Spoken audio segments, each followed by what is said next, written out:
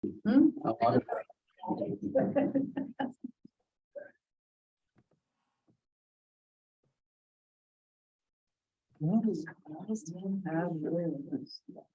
have cookies. I can move the cookies to the table. We also have coffee and water for tea.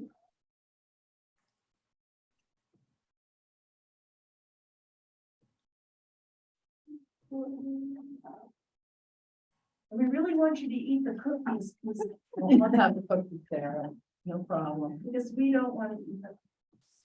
Well, I want to eat the cookies, but I shouldn't.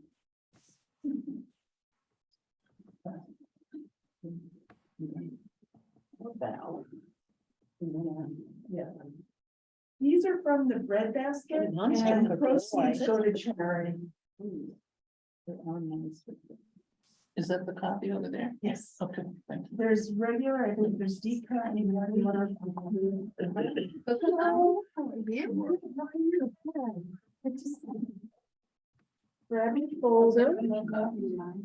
and Robert's rules of order. Just in time for a cookie. Well, how? Yeah. You can still go to Mrs. London. It's all this way.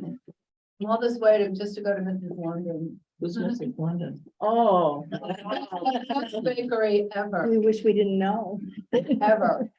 Really good. Well, this is my, first in-person meeting. So after how many years? 2 years, 3 years? I've lost track. Wow. Yeah. Russ, maybe we should do it under adoption again, because there are new people. On the Sure. board. Well, people who've only visited Right. virtually. Yeah, why don't we go around? I'm Russ Wise. I represent, We still have 2 minutes. oh, you want to do it on the record then? Okay. No problem. Somebody was smart and cut these in half. No, I don't feel so guilty. You know, it's also a good bakery besides Mrs. London's is Putnam Market. Thank you. Put them off, good, Good sandwiches. really good, yeah. That maple. I want a cinnamon on it. This isn't gonna be easy. It's like a cake. Colleen, there's plenty of room for you at the table, since you're gonna be talking about policies and maybe the budget. I already I never saw anything I about test that. them out. I'm sorry. Take your time. It's supposed to enjoy that fight. Don't rush it.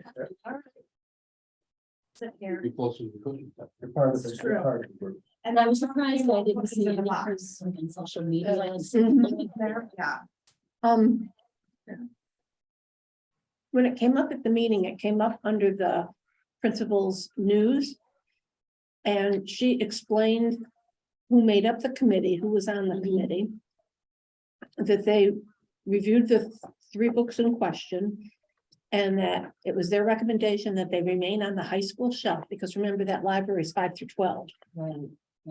And that was it. There was no vote or anything. That was a recommendation. They moved on. When it came time for public session, one woman, she spoke at the first public session and I told her it would be brought up.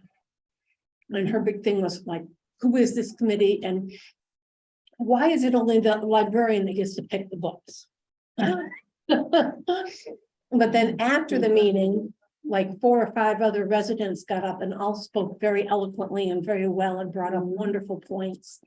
One person said, these books are saving lives and of course, they got applause and everything. So I think it must have been a very small minority that caused a big problem. And I think they might have been a little intimidated maybe because the people present were not in agreement with them. So I think it just kind of stopped.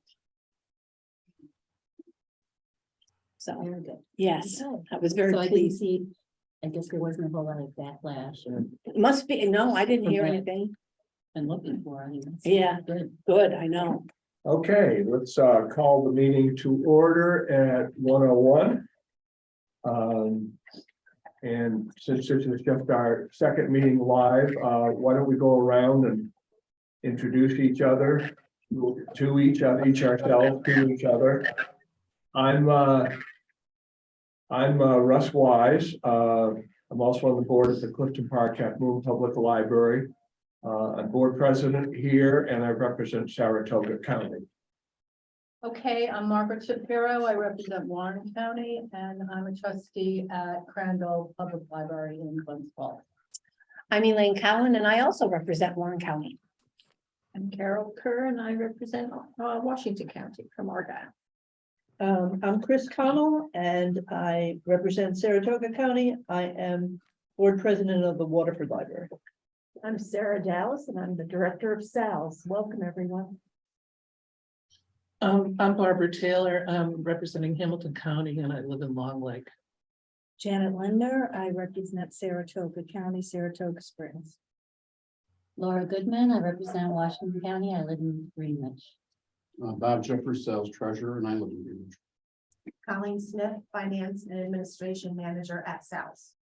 And Russ, how about the people visiting? And then the cookie cutter.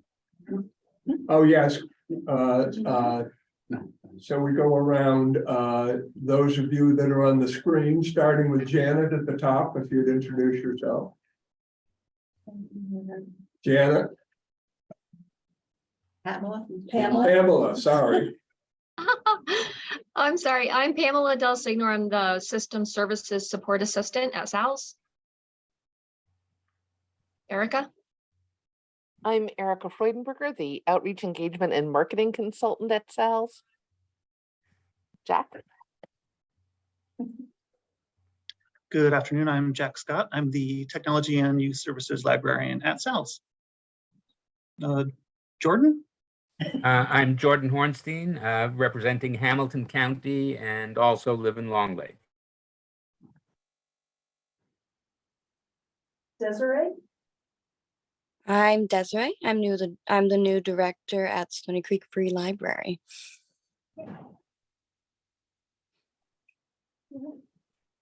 Jill? Hi, I'm Jill Ryder. I am the assistant director and collection management consultant at SALS. Linda? Hi, I'm Linda Borden, trustee at SALS, president of the Easton Library representing Washington County. Thank you all. All right, we'll move to announcements. I just have one with your, if there's no dissent, I'd like to add an item E to new business. It's a travel request for approval for Sarah, and she'll explain it when we get to that. Are there any other announcements? Okay, is there any public comment? Okay, seeing none, let's move on to the minutes of the meeting of September 20th. I have a motion to accept. So moved by Margaret. Is there a second? Second. All right, seconded by Jordan. Okay, is there any discussion, any additions, deletions, corrections? Okay, seeing none, all in favor? Aye. Any opposed? Any abstentions? Anybody absent last time? Okay, seeing none, the motion carries. Okay, let's move on to the treasurer's report. Robert. Okay, the treasurer's report. We started off the month of September with $2,851,000. We received $125,433 during the month. Nothing out of the ordinary except for the Saratoga County mini grant of $15,000. Just for any new people that are not used to seeing this, all of the lines that are marked reimbursed, that means that we were reimbursed by the JA project for those particular items. And our expenditures for the month were $182,054, and we ended up with $2,794,993. And also in your packet or on your screens or whatever are the warrants, which basically backs up all of the expenditures for the month. I saw that one of the banks was going through an IT change. Saratoga National did their Was it we did successful? both. So It was, yeah, and it okay, was minimally. Invasive, yeah. Okay. Glens Falls National also is a sister bank, do the same thing. Okay, I always forget compared to my library board. Do we have to approve any of this? The treasurer's report. Treasurer's report. Can I have a motion to approve the treasurer's report? Chris, is there a second? Barbara, thank you. Any discussion? All those in favor? Any opposed? Any abstentions? The motion carries. Okay, have anything to add, Robert? Nothing to add. Okay, very good. Let's move on to the director's report. Sarah. Thank you. I sent you a director's report. It was a really short director's report because it feels like we had a meeting and then the next day I started writing the director's report for the for this meeting. So I'm going to share just some updates, and of course, if you have questions about my written report, please ask. We finally got official word regarding the grant applications that were submitted a year ago. So all of the grants were funded, and that includes Argyle Ceiling and Lights, yay Argyle, Crandall Roofing and Masonry Improvements. And because not all of the grant money was spent throughout the state, Crandall got about $3,000 more from the fund. Rockwell Falls will be getting a new roof. Schuylerville, a pavilion. And the town of Ballston will have improved lighting upgrades in the children's room. After last month's meeting, we submitted all of our 2023 applications, and we requested a 75-25% match. The state may challenge some of the libraries, saying that there's not enough economic need in those particular communities, and those libraries said they'd be able to work on a 50-50 match. It's really just one library that's in question. So the state hasn't begun reviewing it, but I just wanted to let you know. Waivers. Okay, not all of our libraries meet New York State minimum standards. And in order for them to continue to receive state funds or to keep their registration so they can receive public funds, this board will need to grant waivers. We've been waiting for DLD because these were submitted in March. The annual reports from our libraries were submitted in March, and we still haven't heard which libraries need waivers. And that's a two-step process because the library board, the individual member library board, will need to approve the waiver. And then it comes to SALS, and you as the board need to approve the waivers. And we don't meet in December. So we're really hoping that all of the paperwork and the back work can be done by the November meeting. But they need to have a December meeting because SALS has always, libraries receive state funding through SALS, and it's the local library services aid. And we usually write the check for the full 100%. But if the libraries don't do their waivers and you don't approve them, we're still waiting for about $20,000 from the state. We'd really like to have all of the state aid that comes in our fiscal year 2022 to be received in our books by December 31st, 2022. But it's possible that there could be $20,000 that we'll be receiving in 2023 and not in 2022. Did I get that right, Colleen? Yeah. We've been waiting for the waivers and following up, so at the last information we have is they should be coming out in the next few days. And then we'll start the process. So it depends on how what exactly the state is keying into the minimum standards. It's a big deal. We always thought that it would be easier just to give libraries 100% of the funding, because when you're doing a $1,500, $1,400 state aid, you know, why write another check for $40? But we may need to rethink that in the following years. There was another categorical line, LSA. LSSA. That's library services and support aid. Yes, but anyway, those two fund categorical aid. We're missing about $20,000. I've been visiting library boards, and how much fun is that? It's just been absolutely wonderful, wonderful, wonderful. And I'm still amazed about all the wonderful people doing all that important work as volunteers to keep those libraries going. It's very wonderful on so many levels. I have a set of points that I talk to, and then I answer questions. So what I talk about and what I cover is a little bit about the JA fees. The way it's set up now, libraries pay SALS monthly fees, not monthly, they cut a check for JA fees, but it's made out to SALS. And I wanted to make it very, very clear that SALS isn't getting the money for SALS operation. That money goes right into the JA budget, and the JA budget, and I explain what the JA staff does and where their money goes. And the biggest selling point is the 6 full-time IT professionals at your beck and call, which is true.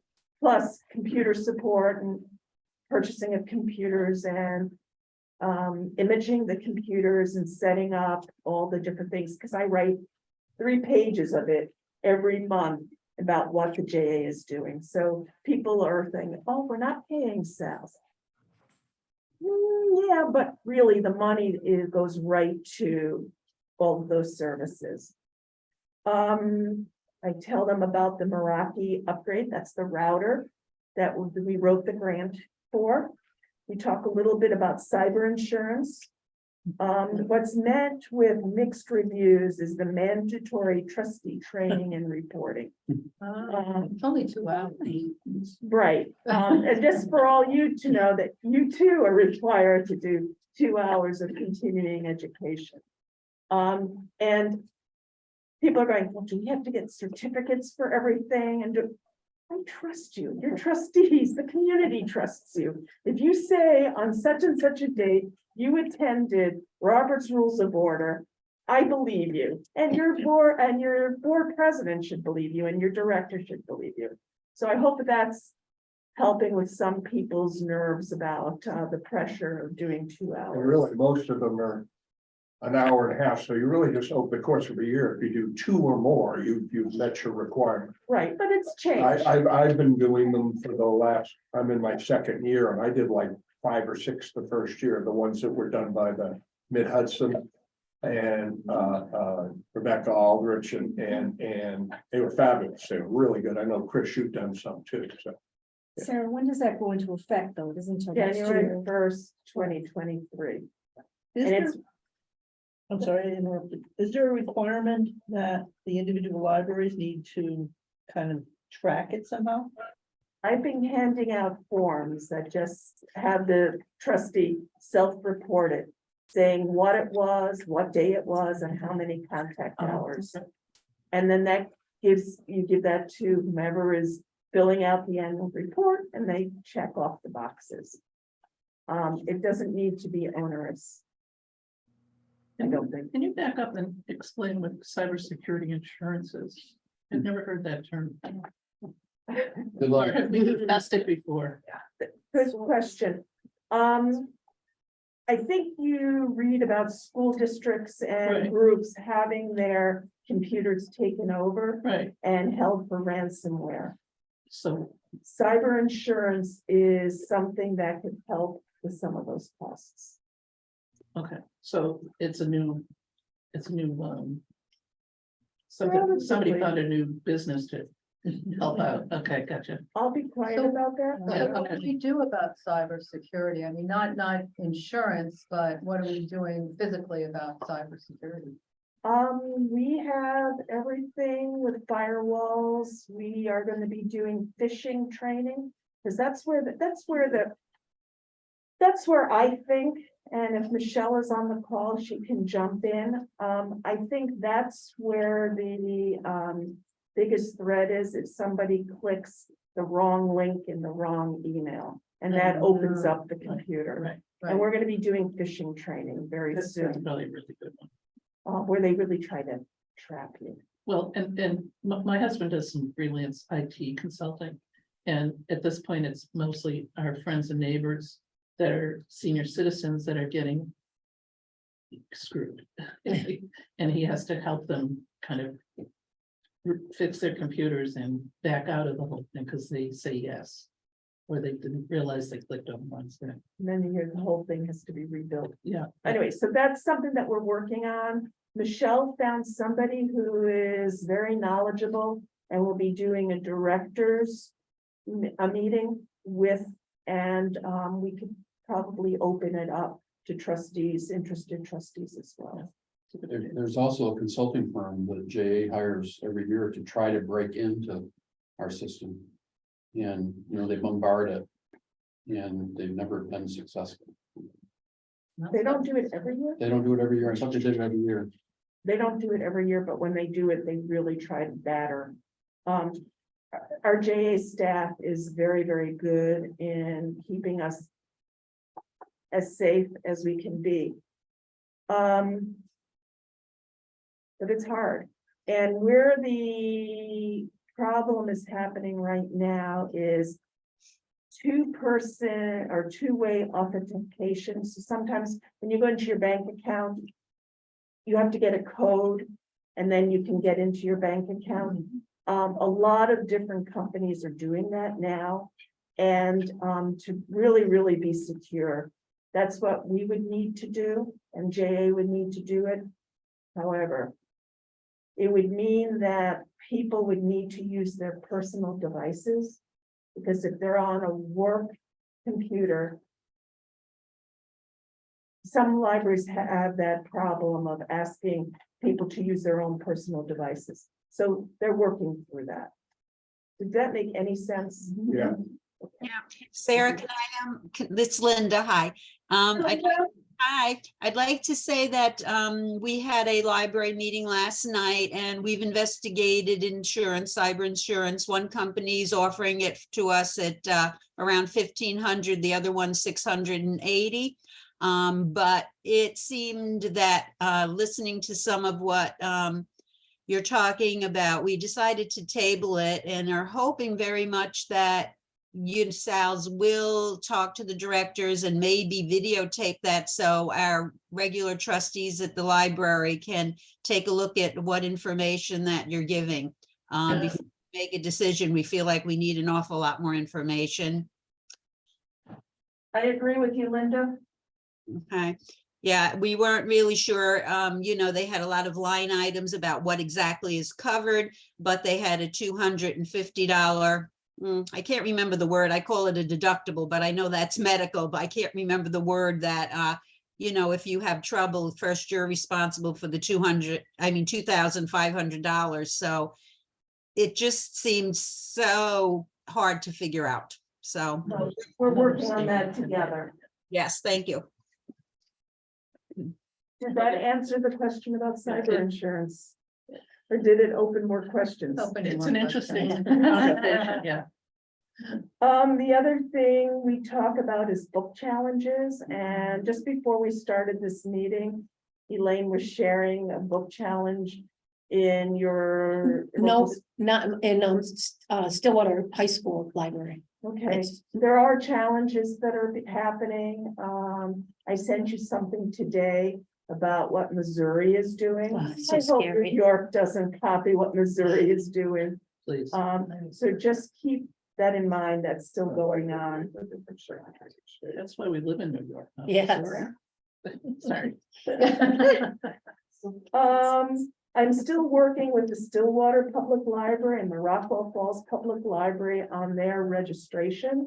Libraries, as I said earlier, need to be registered by the state of New York in order to receive any public funds.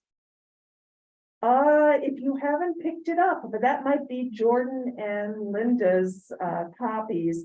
Chris, did you get one? Mhm. Okay, I I can- don't have one yet. I can take Jordan's one if you want. Sure. Did you hear that, Jordan? You're gonna have a present. Yes, I did. Thank you. I had one. Thanks, Barbara. There's going to be a workshop on October 27th. It's in the evening. And the ALA parliamentarian Adrienne Stratton will be doing the workshop. And it's, as you can see, it's Robert's Rules of Order in brief. And if you open it up, it tells you, you only have 30 minutes, read these pages. You have 60 minutes, write these pages. And if you've got 90 minutes, read the whole book. Oh, funny. I think it's very clear and what it does is it encourages more debate and then coming to a civilized conclusion. It's going to be good. What time in the evening is that? It's at 7? 5 o'clock. No, 5 o'clock is what I've got on my calendar. Okay. So are the libraries getting Yeah, used? 7, 6:30 and so on. I suggest that the library should order them. I think the board's. When Oh, is it? yes, What they day is are. it again? Every library is getting one copy. And Right, 27, at what time?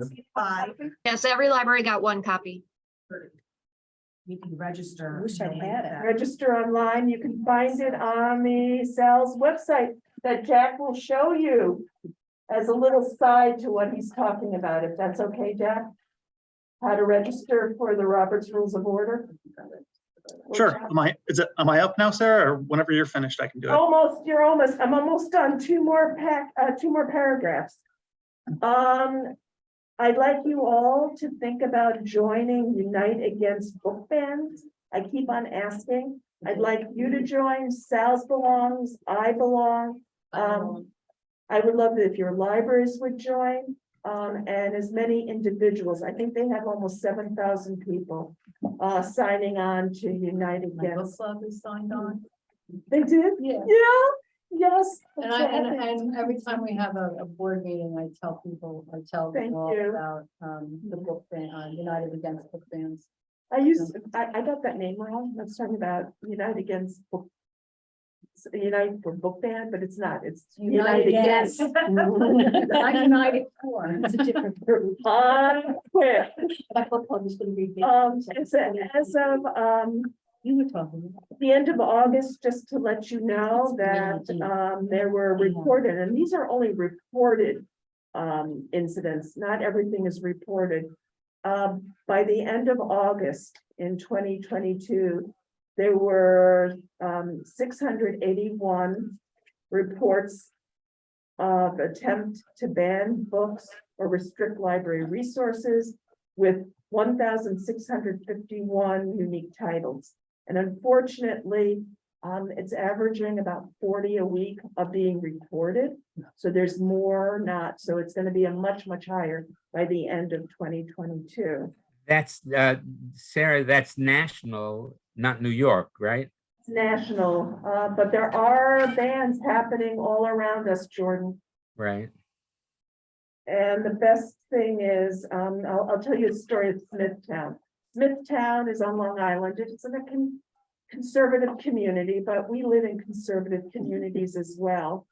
And 15 people were running for 3 board seats. And 5 of them were anti-library funding, anti-books, just very negative. I am happy to report the library budget passed, something like 3-1. And the 3 candidates who understood the First Amendment, who understand the role of libraries, who understood what reading means to a community, they won. So there is hope. So yes, it's But we live in conservative areas too, so it's not just a conservative thing, it's a No, but it's a mindset. minority of, it's a real minority of people who are challenging these books, and if the rest of us would get together and unchallenge them, you know. But I Well, think- and that's on a personal level, on an organizational level. It's very similar to some of the reactions we got as we had to put protocols in during the pandemic. And we actually were more open than a lot of other organizations, but we had a way to close. We had steps that on gradually reopening. Sometimes we had to fall back if the statistics changed in the county and then reopen a second time. Organizationally, it's very different than what we might feel personally. And the important thing, and this is, you know, a good thing for you to take back to your own libraries and to your other director, the important thing is to have procedures in place, policies and procedures. And to not be confrontational. You have, if one of your library workers gets a complaint, you say, you take the information down, you say nothing, you just say, we'll look into it. You do look into it, and then you get back to the people with whatever is decided by, you know, the library staff or the board or whatever. So it's very important to be covered by your internal policies and procedures, and to have your library staff speaking all with one message. It's basically non-confrontational. And what it comes back to is, as Sarah said a number of occasions, what it comes back to is, I think some of you may have seen that I responded to Sarah and included you guys this morning when she sent her thing out. I happen to like peanut butter. A lot of kids actually like peanut butter too. Some people don't like peanut butter, but if somebody objects to peanut butter, does that mean that the supermarkets have to take Jif and Peter Pan off their shelves for everybody? And that's basically what we fall back on. We are community organizations. We serve all of the public. I might like something to read that somebody else doesn't. Somebody else might like something to read that I don't. We try to offer those alternatives to our public. And that's the fallback position. It falls in line, of course, with First Amendment and anti-censorship and all the rest of that. But as a library, we're institutions that are serving the whole community. So. And just to tag on to that, free people read freely. Yeah. So thank you, Russ.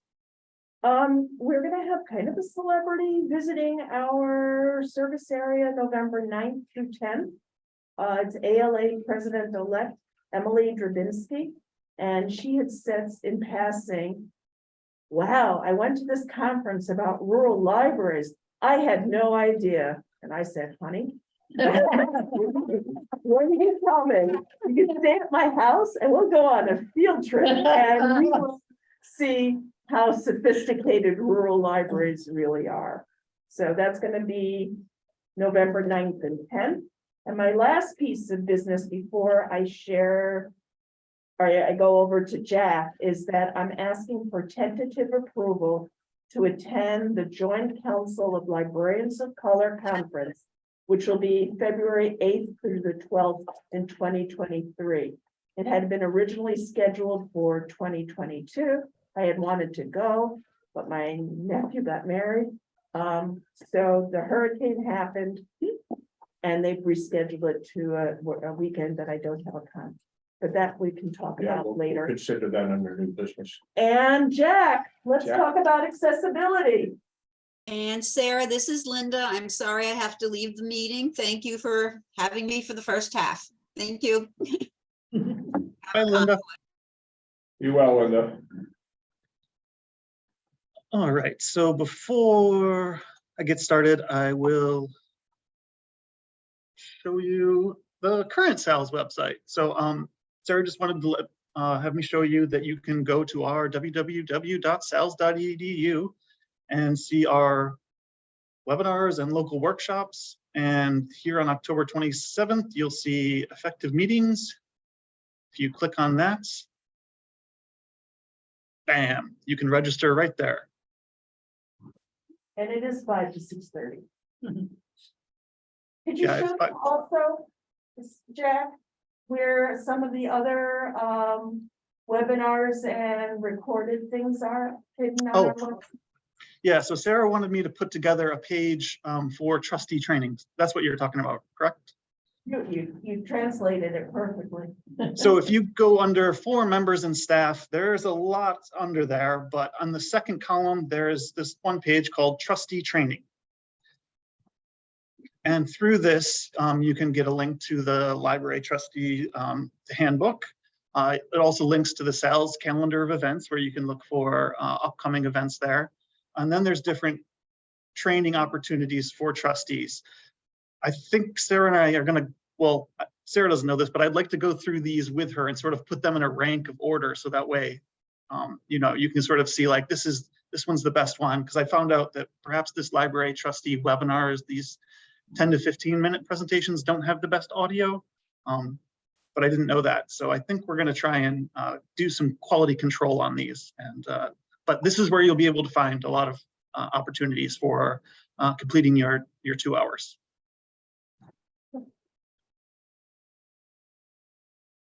Thank you, There's Jack. no problem. All right, so let me just back up here. So website accessibility. So about 1 year ago, this month, maybe next month, we started working with some of the other library systems, Mohawk Valley Library System and Upper Hudson Library System, on different ARPA projects. And one of the projects that came out of this was sort of trying to create something that allowed library websites to be more accessible. And one of the ways we thought about doing that was sort of all of those three systems all use WordPress. So we thought, what if we created a specific theme with libraries in mind and accessibility in mind and merged them so we would have a theme for all three systems that was out of the box, as accessible as possible, and had a library focused orientation. And the good news is we just finally received, I don't know if you can read the file name here, final deliverables. So we finally got our deliverables, which are a set of icon packs, a list of plugins created based on this theme, based on accessibility, and the theme itself. And along with that, lovely documentation about how to get started with this and each little aspect of what this final deliverables entails, from the custom modules, more custom modules, custom hero modules, accessibility modules, numbers, blogs, events, gravity forms, accessibility tips, best practices, getting started. So there's a really robust packet that I'm sort of working with Mary Carrier at the Mohawk Valley System to go through, and our idea is to sort of set up a few basic templates so libraries can get started with this theme if they're interested in it. So for example, and we've started up a few development sites, and I'll walk you through a little bit of what those look like. So we started up one for Rockwell Falls. The idea is that the libraries will be able to go in, and I would help them with this, like upload their logo. That logo would then sort of populate here and also in the footer. And you'll notice there's a different color contrast there. So one of the things they've worked in is proper contrast between text and images. The library would then sort of pick out one color, their primary color, and their accent color. So for Rockwell Falls, they went with this green for the primary color and this sort of burnt, maybe this umber for the their accent color. The first section we call the splash section, and there's really two options for this. The first option is this very large piece right here, the splash sort of advertising something at the library. It could be, you know, summer reading. It could be sign up for library card month. It could be what November's, it could be for banned book weeks. It's something that would be easily be able to be updated. And you could put these sort of little links with a different set of icons on there. So we chose a person reading for log your minutes, a device for download ebooks, and a card for get a library card. And then next to this, there's a section that is either your latest posts or your calendar of events. And then there's a lot of different modules. So these are, and I'll take you through, I don't want to bog you down with this too much. So I'll just give you a quick overview, but it's a bit confusing and there's a lot to it. But there's different ways you can do things. So these are posts. These are sort of local pieces that all of our libraries have access to. So there's links to Novel New York. There's links to Heritage Quest. There's links to the local author page. And then this library chose to have a sort of book carousel. So this is pulled from Polaris, the ILS system. But what's neat about this is there's tabs. So there's like most popular books and new books. Tabs are a plugin that's quite common on WordPress, but they are not accessible usually. So Unity created, seeing the need that we use tabs a lot, they created a new tab module that has accessibility in mind. And then each library will have their sort of logo, their social media, phone number, contact, location, and hours of operation. And that hours of operation also shows up right at the very top. So today they're open from 10 to 6.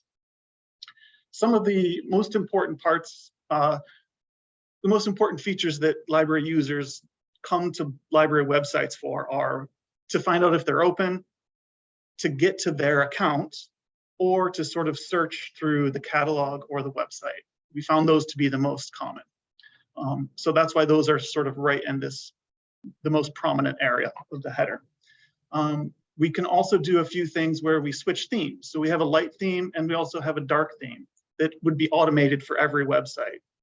So if you're like me and you spend a lot of time in front of computers, the dark theme is so much more refreshing on my eyes. And so this sort of makes it dark, but also creates that sharp color contrast that needs to be part of web accessibility. You'll notice that this is not dark, the Polaris piece. That's because it's not actually part of our website. It comes from Polaris and is like ingested in and stuck on there. So we can't really change any of that. There's also a feature for each website to translate the website. So this is using Google Translate. It's not perfect, but it's better than nothing. So let's see. If we translate to Korean, you'll see that all of the text that is not part of an image is translated. And you can hover over it and it'll show you the original text as well.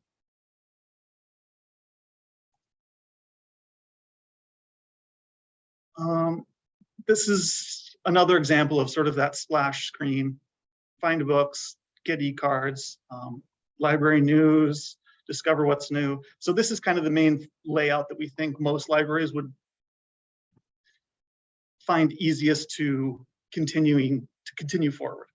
The other main splash piece is similar, but instead of having those little pieces, those quick links right here, you have the hours front and center here. And then you can also add in different calendars. There are some extra special pieces where you can add alerts. So there's a big Polaris update coming on November 1st. This would be a great place to put the alert on your website to say, Polaris update November 1st at 9 p.m. expect service interruptions. So if patrons are having issues, they might go to the website and see, there's something going on. But there's a lot of different modules. You can add things like this.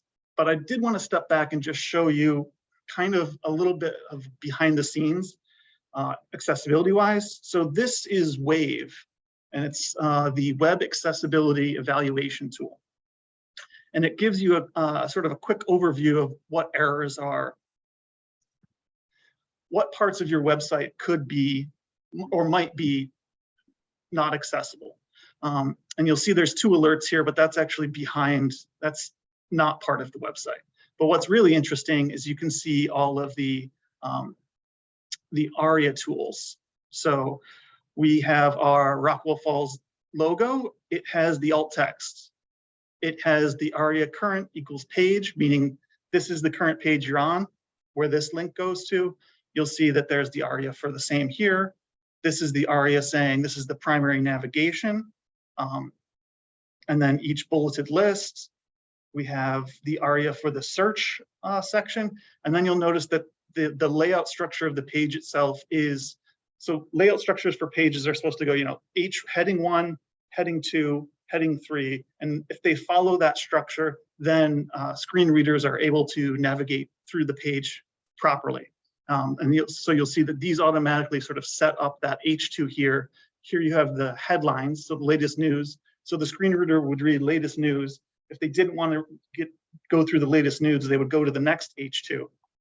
But if they did want to, then they could go through each H3, Deep Sea Readers, Deep Sea Readers 7, Teddy Bear Workshop, and then navigate through those. And you'll see these are all H3s, so that's proper. So these images are really decorative, so they don't have an alt text, right?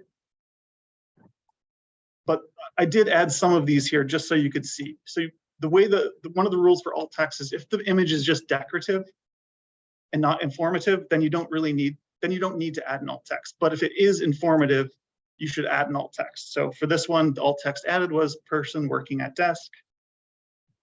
The alt text for this one is person writing. So these ones are different tabs. So you'll see that, I don't know how well you can see these, but the ARIA role is given the role of tab. So the screen reader or device knows what that section is.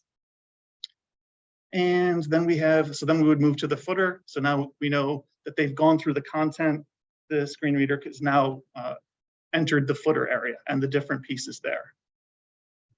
Phone, email, address, and then hours. And I didn't put the alert on this one, but it will show a special ARIA tag for each alert, so that's one of the first, if there's an alert on a page, the screen reader will go to that alert first. So there's some pretty neat things that were added to this.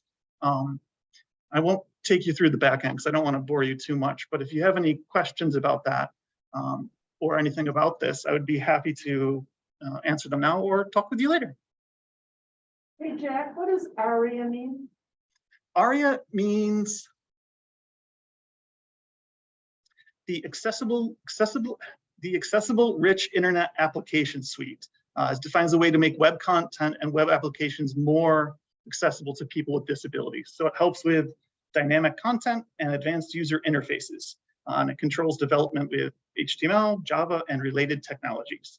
And so this sort of web accessibility initiative, the W3C, is where all of these guidelines come from, and it's where everything we discussed with that company comes from. So Unity created everything based on the guidelines of the W3C and web accessibility. And one good example of that, and something that I learned was that, let's see. So you'll notice, like if you were on our normal SALS website, you could click on governance and it would take you to a page, something like this. But let me turn this off. But if it has a drop down like about us, on our page, typically on most websites, you could click on this. And so I was a bit confused.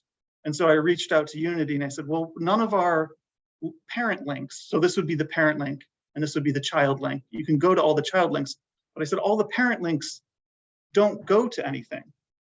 And so they explained to me that actually as part of the web accessibility initiative, flyout menus and the way that flyout menus are supposed to work to maybe not be as most functional for us, but more functional to the people at large, is to have the parent link not actually link.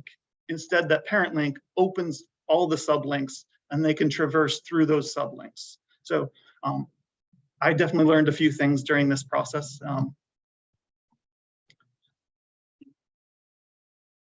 Does that answer your question, sir?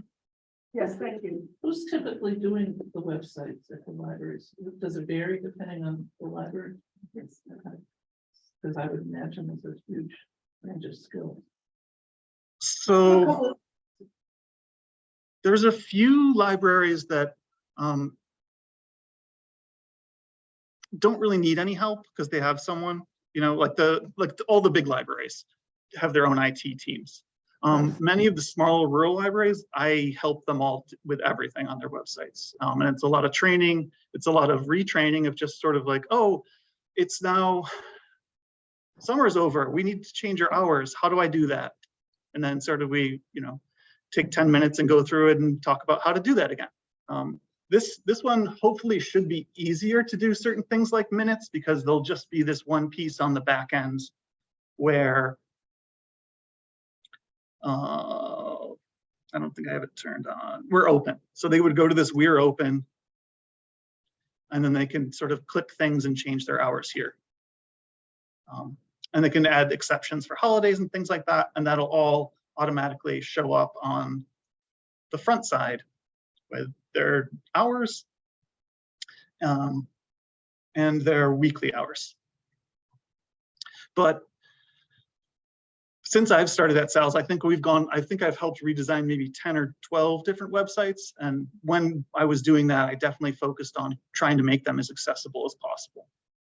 But it's also, so this theme out of the box is accessible, but the content that is being created by libraries and their staff members, that's the next piece of the puzzle. Because if those things that are being created internally aren't accessible, then we're missing the big picture. So like we try and create a lot of PDFs because they're easily opened and you can open them in web browsers, but a lot of the time PDFs are not accessible.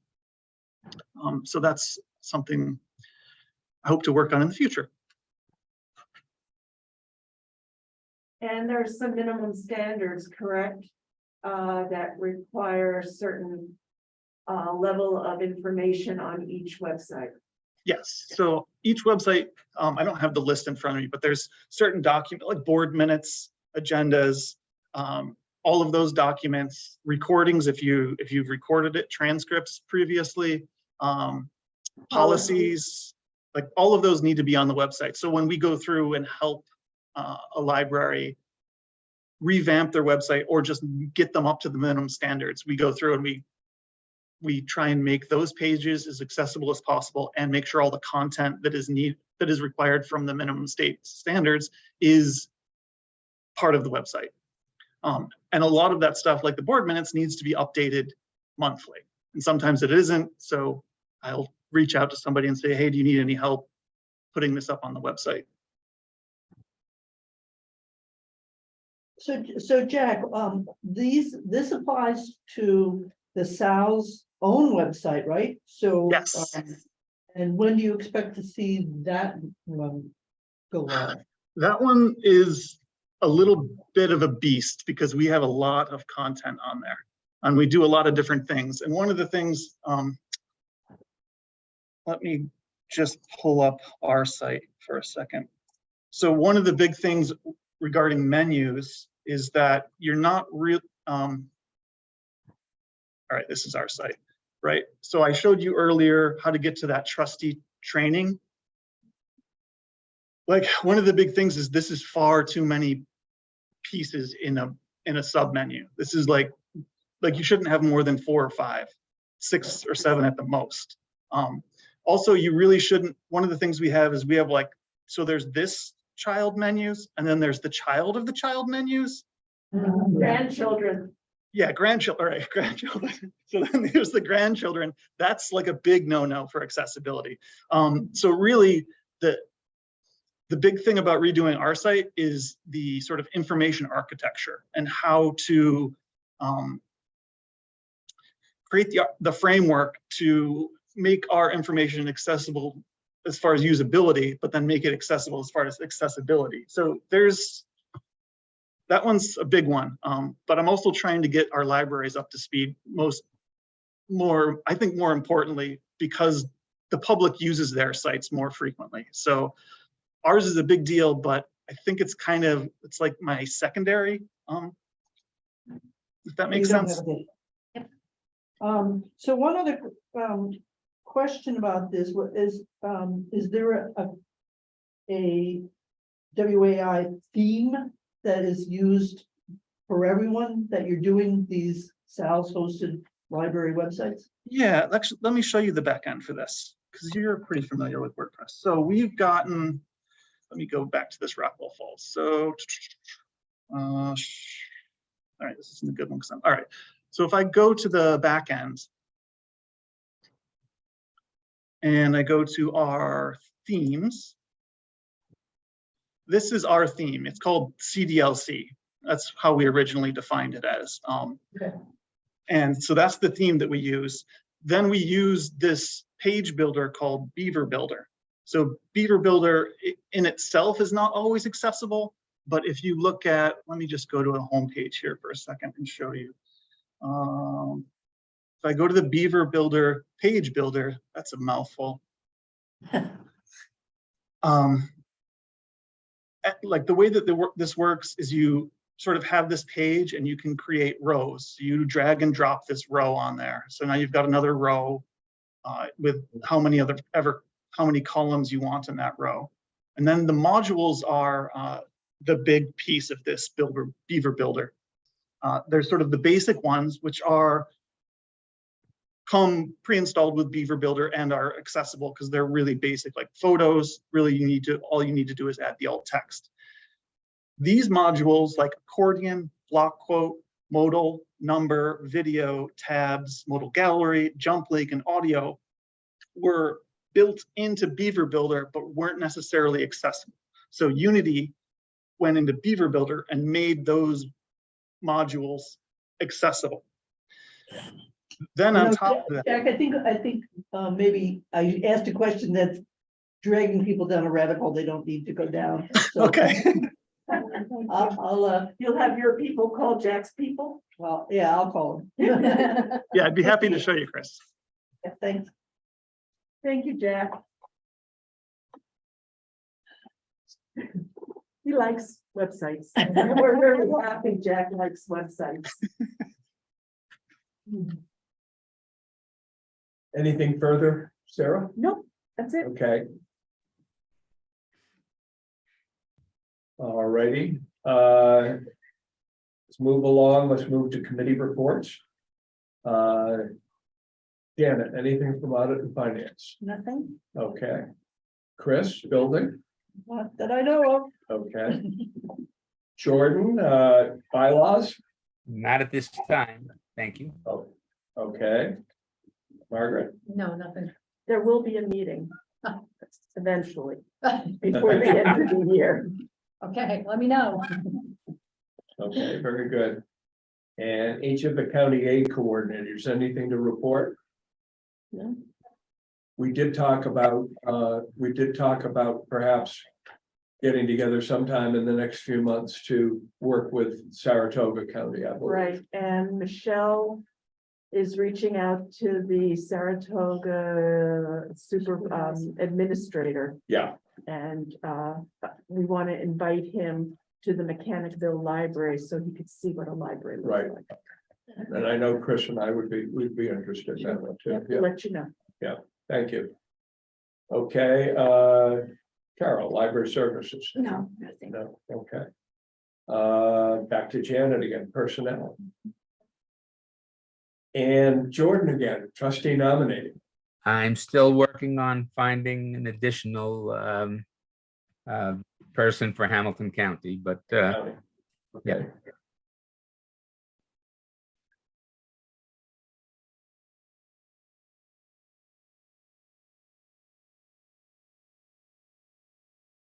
All right, is there any unfinished business? No, Okay, I don't think so. All right, let's move on to new business. We have discussed at previous meetings and had explanations for the proposed budget for 2023. Pamela, can you put up the draft 2023 budget, please? Yeah, We're gonna see if this works. get that too. There we go.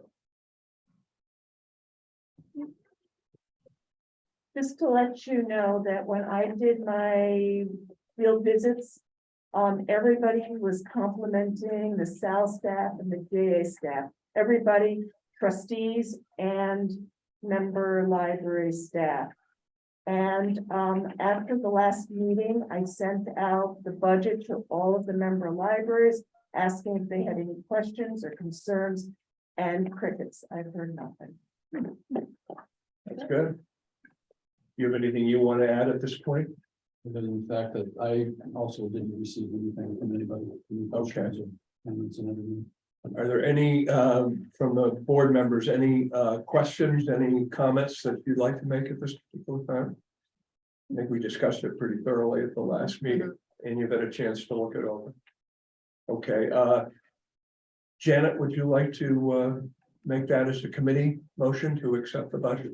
I would, so. Okay, it does not require a second. So is there any discussion on the motion? All those in favor?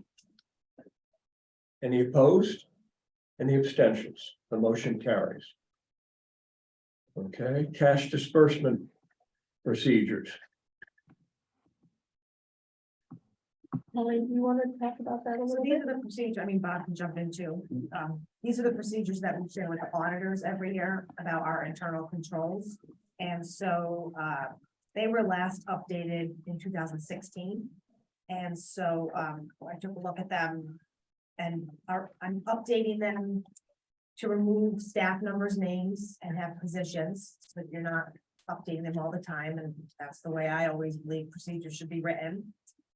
Besides that, they're edited mostly just for clarity.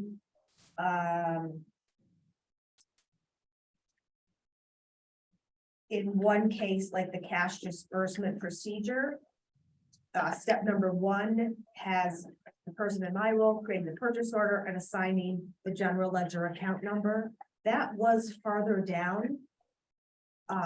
When you are entering it into the system, what I am proposing, moving it up there so that at the very moment that I'm getting approval from the director or assistant director, we've got the account number on there. We're on the same page of where we're charging it, so that later on, I don't say, oh, I thought we were using this account and you're using this. So that seems to me more straightforward to have that be your workflow.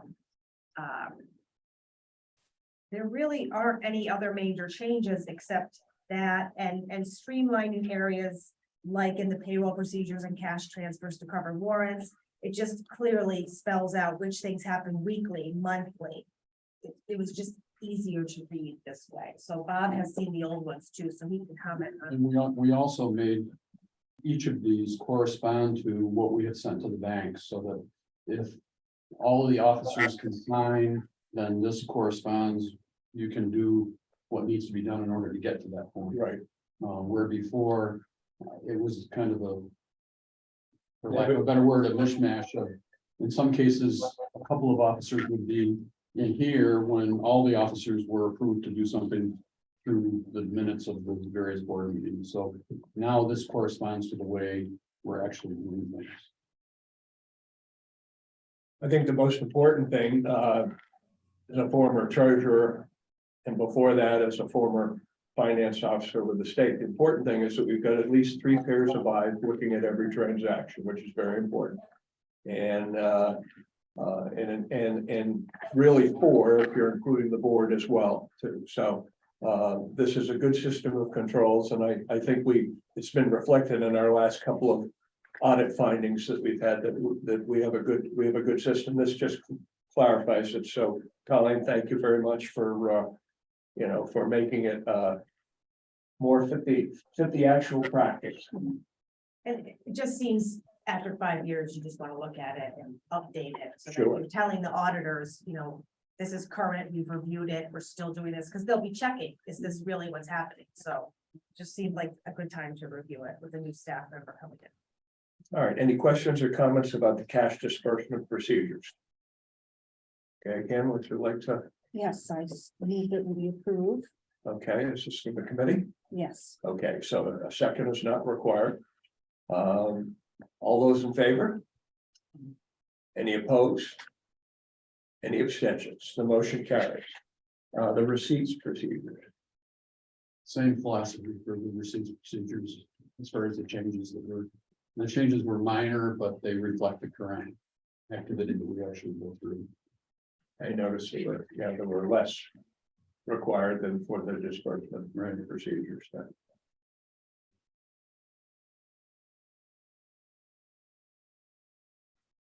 It is pretty straightforward. Any, would you like to offer a motion for that? Yeah, the committee will Yeah. move to approve. Yes, very good. A second is not required.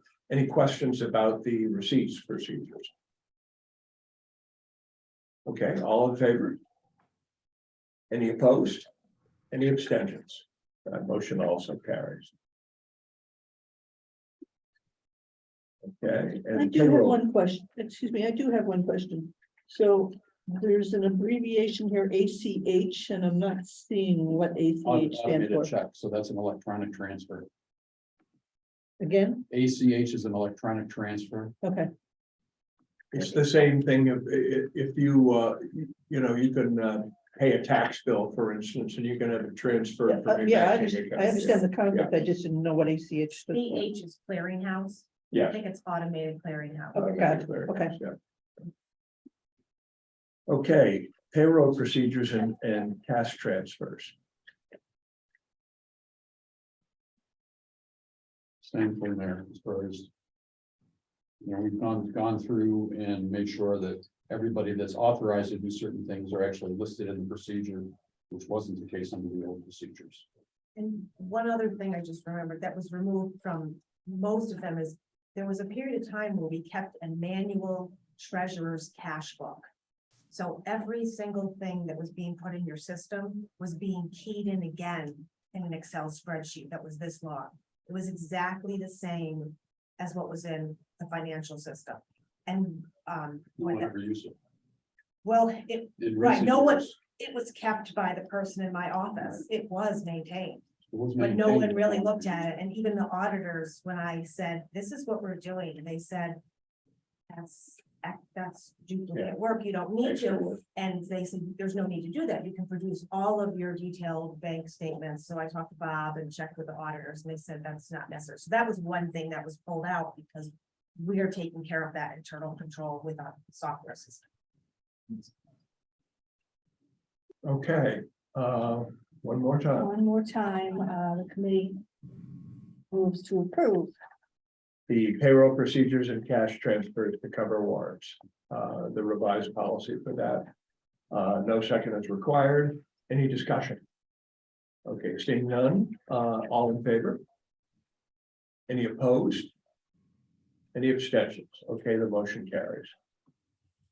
And we have one final item under new business, which is to approve the possible travel for Sarah to the, could you tell us the name of the meeting? again? Joint Council of Librarians of Color Conference. Okay, when is that? It's in February. Of 2023, yeah. Yeah. Okay. Where is it? Oh, St. Pete's. Oh, Yeah. It's. Well, I said it in the beginning. Wait a second, you sent it to me, I can find it. February.